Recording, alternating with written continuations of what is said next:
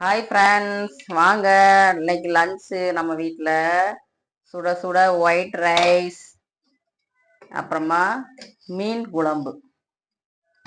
பாருங்க, சூப்பரான சுவையான மீன் குழம்பு. சரிங்களா? இது என் பையன் சாப்பிட போகிறான். எனக்கு வந்துட்டு ரேஷன் அரிசிங்க. ரேஷன் அரிசியில் சுட சுட சாதம் பண்ணியிருக்கிறேன் எனக்கு. சரிங்களா?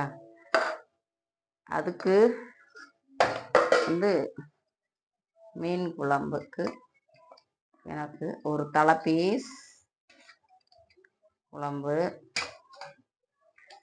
அப்புறமா கொஞ்சம் தொட்டுக்கிறதுக்கு வெண்டைக்காய் பொரியல்.